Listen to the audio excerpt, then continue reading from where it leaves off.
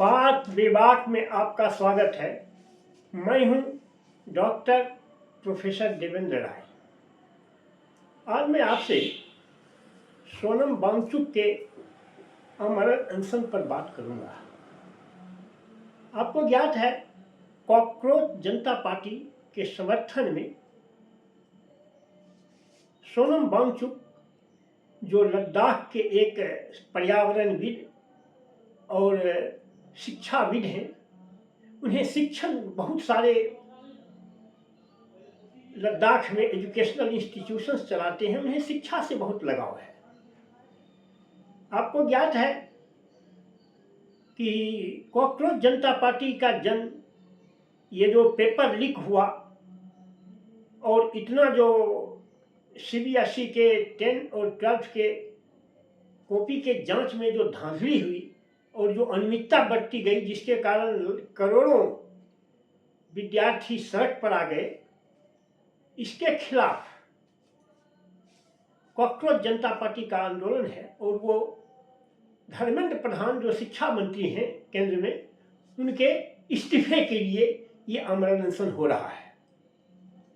सोनम वांगचुक बहुत ही प्रबुद्ध व्यक्ति हैं और उनकी हालत दिनों दिन खराब होती जा रही है, आमरण अनशन है।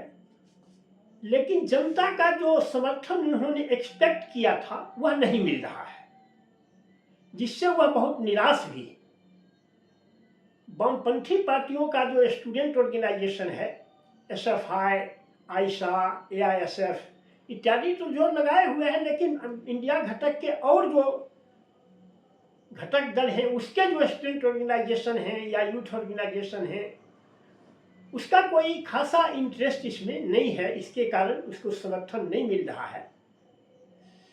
पॉलिटिकल पार्टी के लोग उनको जाके समर्थन दे रहे हैं, लेकिन उनके स्टूडेंट में जो जोश होना चाहिए सो जोश नहीं देखा जा रहा है।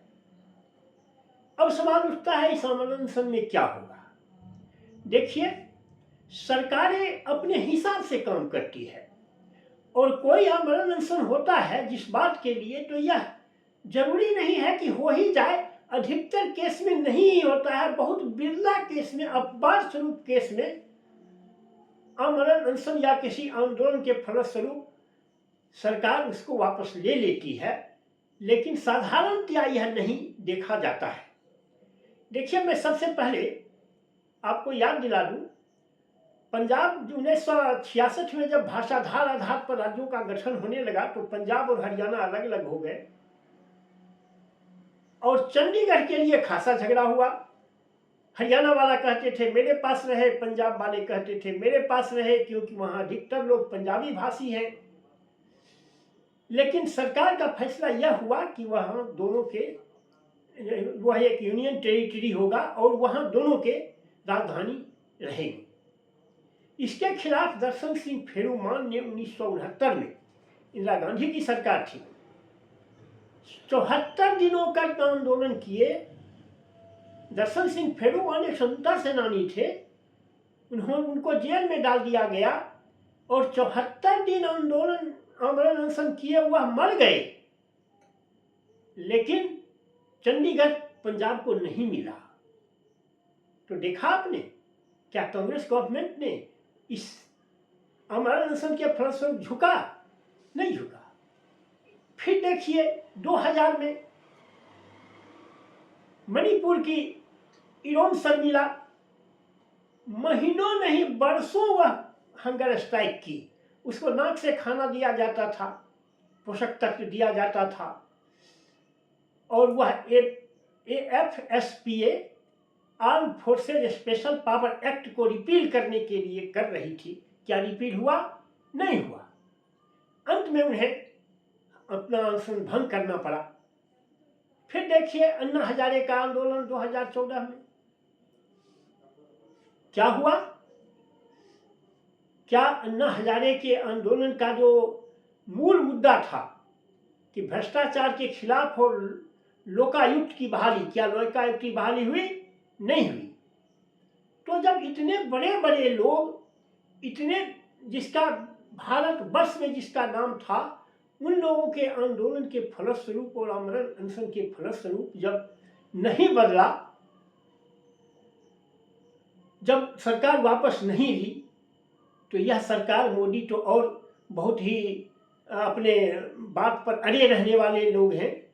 मोदी जी हालिया तुरंत किसी बात को नहीं मान लेंगे।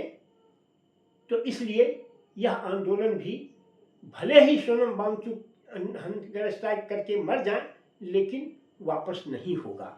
इसलिए सोनम वांगचुक को कोई सेफ पैसेज खोज के इस आमरण अनशन को भंग करना चाहिए और उन्हें इससे वापस निकलना चाहिए।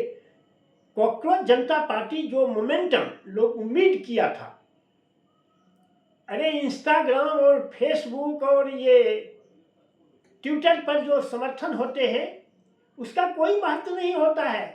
फेसबुक पर 5000 दोस्त हैं और मर जाने के बाद उसको कंधा देने वाला 4 आदमी नहीं मिलता है। यही सोशल मीडिया का और ये जो ट्विटर, इंस्टाग्राम इत्यादि का हश्र है। कॉकरोच जनता पार्टी को बीजेपी से अधिक फॉलोवर्स थे ट्विटर पर और इंस्टाग्राम पर, लेकिन क्यों करोड़ों फॉलोवर, 2 करोड़ से ऊपर फॉलोवर थे, 5-7 हजार से बेसी टर्न अप नहीं हो रहे हैं उसमें, कहाँ चले गए?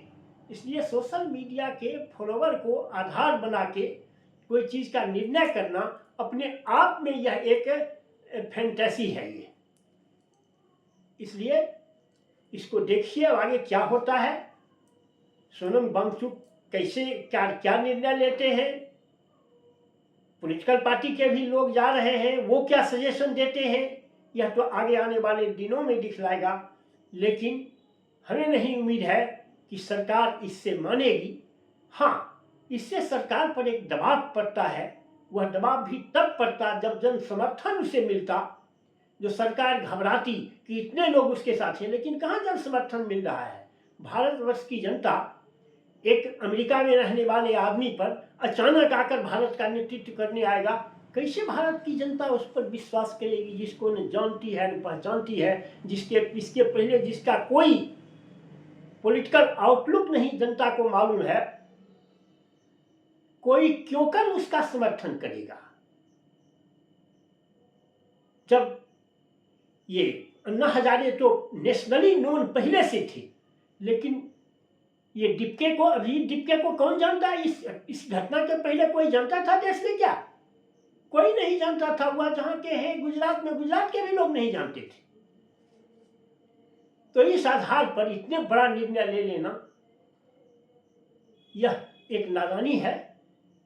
बस आज के वीडियो में इतना ही। अगर आपको मेरी बात पसंद आए तो इसे लाइक और सब्सक्राइब करें। Thank you very much.